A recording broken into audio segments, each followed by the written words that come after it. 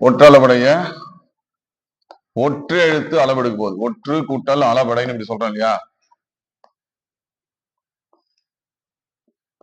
ஒற்றுனா மெய்யெழுத்து, ஒற்று எழுத்தது மெய்யெழுத்து, மெய்யெழுத்து அளவெடுக்க போகுது. அதனாலதான் இது பேரு ஒற்று எழுத்துன்றது மெய்யெழுத்து.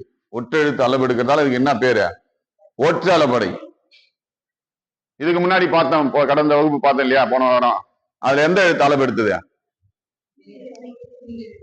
மெய்யெழுத்தை பார்க்கலையே, இப்பதான் மெய்யெழுத்து பார்க்கிறோம். உயிரெழுத்து மட்டும் தான் அளவெடுத்தது. 12 உயிரெழுத்துக்கள் அளவெடுத்தது. அதுக்கு இனக்குறில் பக்கத்திலே அளவெடுத்தது. நெடில் பக்கத்துல என்ன வரும்? இனக்குறில் அளவெடுத்தது. மறந்துட்டு இருக்கிறீங்களே, போய் பாத்தீங்களா இல்லையான்னு தெரியலையே. நடத்தினத போய் பார்க்கணும். வீட்டுல எதனா டவுட் இருந்தா வந்து கேட்கணும். சும்மா அப்படியே எழுதி எடுத்துட்டு போயிட்டு தூக்கி மூலையில போட்டக்கூடாது. புரியுதுங்களா? மூலையில தான் போடணும்.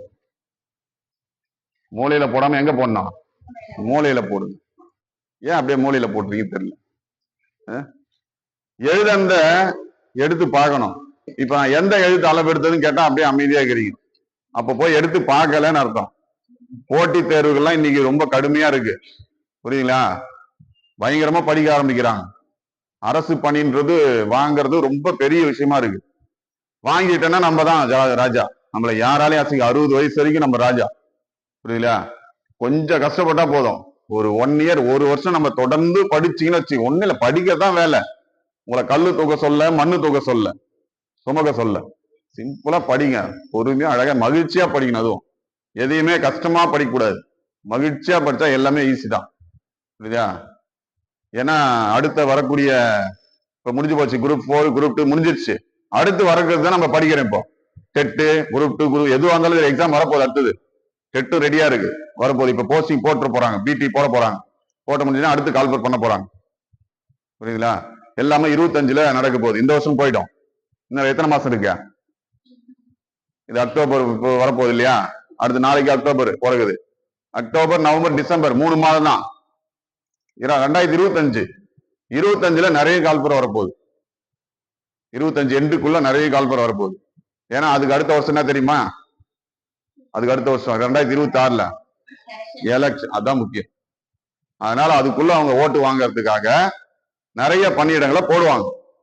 எந்த ஆட்சியுமே சரி, ஓட்டு வாங்குறதுக்காக நிறைய பணியிடங்களை நிரப்புவாங்க. இப்பயே சமீபத்த செய்திகள் பாத்தீங்களா? முதல்வர் சொல்லியிருக்காரு, அரசு பணியில எவ்வளவு பேர் பணியிடங்கள் நிரப்ப போறோம்னு சொல்லியிருக்காரு. 70,000 பணியிடங்கள் நிரப்ப போறோம் அப்படின்னு சொல்லியிருக்காரு. நியூஸ் எல்லாம் பாக்குறீங்களா இல்லையா? சமீபத்திய செய்தி அது. 70,000 பணியிடங்களை விரைவில் நிரப்ப நடவடிக்கை எடுக்கப்படும் சொல்லியிருக்காரு. கண்டிப்பா நிரப்புவாங்க. எல்லா துறையிலும் நிரப்புறாங்க. ஆசிரியர், புரியுங்களா, அரசு ஊழியர், எல்லா துறையுமே, போலீஸ், எல்லா டிபார்ட்மெண்ட்லயும் இப்ப நிரப்ப போறாங்க. அதனால நீங்க இப்ப படிக்கிற தமிழ் இலக்கணம் சொல்ற எதுக்கு சொல்ல வரேன்னா, எல்லா தேர்வுக்குமே தமிழ் அடிப்படை. தகுதி தேர்வு. போலீஸ் எழுத போற சார், தமிழ் தேவையில்லைன்னு நினைக்காதீங்க. கண்டிப்பா தேவை. போன தேர்வுல இருந்து வச்சுட்டாங்க தகுதி தேர்வு. 80 கொஸ்டின் கண்டிப்பா அட்டன் பண்ணியே ஆகணும். புரியுதா? தகுதி தேர்வு எல்லாத்துலயும் கேட்க ஆரம்பிச்சிட்டாங்க. அதனால தமிழ் இலக்கணம், தமிழ் படிக்கிறது எல்லாத்துக்குமே பயன்படும். தமிழ் மட்டும் முக்கியம். அதே மாதிரி டிஎன்பிசியில் 110 கேள்வி தமிழ்ல இருந்து வரப்போகுது. புரியுதுங்களா? டிஎன்பிசியில் 110 கேள்வி, 100 பொது தமிழ் உள்ள, ஜிகேல ஒரு 10 கேள்வி, 7ல இருந்து 10 கேள்வி கேட்கறாங்க. ஆனா தமிழுக்கு முக்கியத்துவம் தாங்க. தமிழுக்கு தனியா நோட்டு போட்டு எழுதுங்க. இலக்கணம்லாம் சும்மா அப்படியே எல்லாம் ஒன்னா எழுதாதீங்க. தனி நோட்ல எழுதுங்க. ஒரு நல்ல படிக்கணும், எண்ணம், வேலை வாங்கணும்ன்ற ஒரு எண்ணத்தோட படிக்குவாங்க. சும்மா ஏதோ வந்தா வீட்டுல அனுப்பிச்சாங்க அதனால வந்தெல்லாம் வராதிங்க. வேஸ்ட் அது. புரியுதா? வந்தா வேலை வாங்கணும், அந்த மாதிரி படிக்கணும். புரியுதா? சரி. இப்ப ஒற்று எழுத்து கொஞ்சம் கவனிச்சிங்க. இந்த இலக்கணம் எல்லாம் ரொம்ப முக்கியம். எந்த எக்ஸாம் போனாலும் கேட்கறான். அதனாலதான் ஒற்று அளபடை அப்படின்னா ஒற்று எழுத்து அளவெடுக்கிறது. ஒற்று எழுத்துனா மெய் எழுத்து. இதுக்கு முன்ன நம்ம பார்த்தோம் இல்லையா? கடந்த வகுப்புல பார்த்தது உயிரெழுத்து அளவெடுத்தது. இப்ப எந்த எழுத்து அளவெடுக்கிற? மெய் எழுத்து. மெய் எழுத்து. அதை ஞாபகம் வச்சுங்க. சரி, எழுதிக்கும். டெபினேஷன் எழுதிக்கும். வரையறை.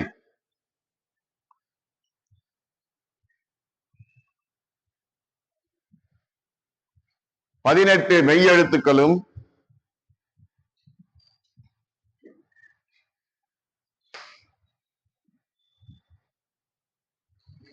4 தனக்கு இனமா அதான் 18 மெய்யெழுத்துக்களும் அளவெடுப்பது.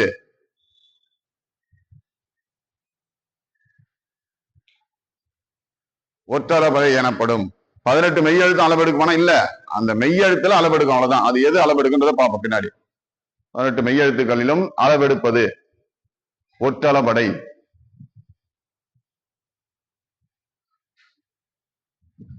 ஒற்றளபடையில் மாத்திரை அளவு எவ்வளவு தெரியுமா? ஒற்றளபடை பெரும் மாத்திரை அளவு அப்படின்னு கேட்பான். அரை மாத்திரையா? சாதாரணமா மெய்யெழுத்துக்கு தான் அரை மாத்திரை. அளபடைனா என்ன? முதல்ல நீண்டு ஒலிக்கும். இங்க மெய்யெழுத்து அளவெடுக்குது. அப்ப மெய்யெழுத்து பக்கத்துல இன்னொரு மெய்யெழுத்து நீண்டு ஒலிக்கும். அப்ப ஒரு மெய் பக்கத்துல இன்னொரு மெய் அளவெடுத்தா ஒரு மெய் எவ்வளவு மாத்திரை? அரை மாத்திரை. இப்ப எடுத்துக்காட்டு பாருங்களேன். கண் இப்படி இருக்கு, இதுக்கு எவ்வளவு மாத்திரை? அரை. இதுக்கு எவ்வளவு? அரை. அப்போ எவ்வளவு மாத்திரை? ஒரு மாத்திரை. எங்கெங் இறைவன் என்பார். அழுத்தமா சொல்றது, மெய்ய அழுத்தி சொல்றது. எங்கெங் இறைவன் என்பா. இறைவன் எங்கெல்லாம் இருக்காரு பாட்டுல.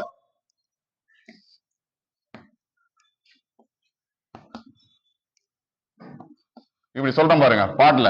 எங்கு அப்படின்ற இடத்த இங்கு 2 முறை அழுத்தமா பயன்படுது சொல்றோம். எங் இறைவன் என்பாய். இங்கு 2 முறை அளவெடுக்குது பாருங்க. ஒரு மெய் 2 முறை அளவெடுக்கிறதால இது மெய்யெழுத்து ஒற்றெழுத்து அளவெடுக்கிறதால இதுக்கு என்ன அளபடையா? ஒற்று அளபடை. புரியுங்களா? இதுக்கு ஒரு மாத்திரை. மெய்யெழுத்து மொத்தம் எத்தனை இருக்கு? 18. 18மே அளவு எடுக்குமானா இல்ல. ஒற்று அளபடை அளக்கிற மெய்யெழுத்துக்கள் பாத்தீங்கன்னா மொத்தமே குறைவு, 10 தான்.